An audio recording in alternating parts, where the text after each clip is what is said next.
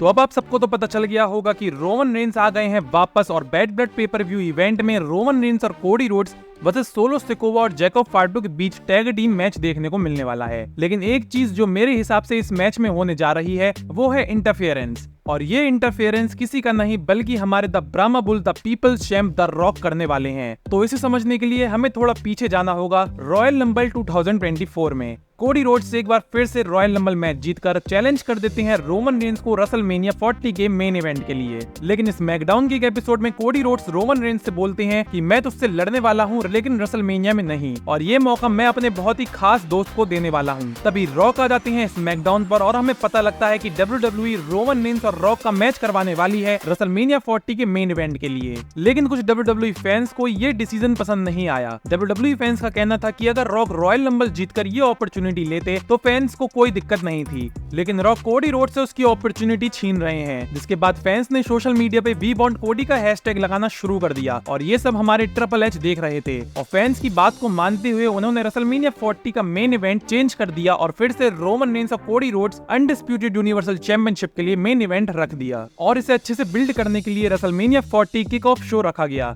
जिसमें Roman Reigns Cody Rhodes की family के लिए कुछ गलत बोल देते हैं, जिसका जवाब देकर कोडी रोड्स भी रोमन रेंस की फैमिली पे चले आते हैं। और कोडी रोड्स की ये बात रॉक को पसंद नहीं आती है और रॉक कोडी रोड्स को एक चाटा मार देते हैं, और यहाँ से कोडी रोड्स और रॉक की फ्यूड स्टार्ट हो जाती है। रेसलमेनिया 40 में चैंपियनशिप हारने के बाद रोमन रेंस तो WWE से ब्रेक ले लेते हैं, लेकिन रॉक रेसलमेनिया की अगली रॉ पर आते हैं और कोडी रोड्स से बोलते हैं कि तेरा मेरा हिसाब अभी बाकी है, फिलहाल तो मैं जा रहा हूँ, लेकिन जब भी मैं वापस आऊंगा मैं तुझसे अपना हिसाब क्लियर करने वाला हूँ और उस समय तुझे रिग्रेट होगा कि तूने मुझसे पंगा क्यों लिया। अब अगर हम बात करें करंट स्मैकडाउन की, तो आज की स्मैकडाउन में रोमन रेंस ने ना चाहते हुए भी कोडी रोड्स से हाथ मिला लिया है, और ये बात हो ना हो रॉक को तो पसंद नहीं आई होगी। मुझे लगता है कि बैड ब्लड या फिर सर्वाइवर सीरीज से पहले कभी भी रॉक रिटर्न करके कोडी रोड्स पर तो अटैक करने ही वाले हैं, लेकिन मेन बात ये होने वाली है कि क्या रॉक रोमन रेंस के साथ जाते हैं या नहीं, जिसका सिंपल आंसर होगा नहीं, क्योंकि रोमन रेंस ने कोडी रोड्स से हाथ मिला लिया है और रॉक इस बात को ध्यान में रखते हुए रोमन रेंस के साथ न देकर सोलो सिकोवा का साथ देने वाले हैं।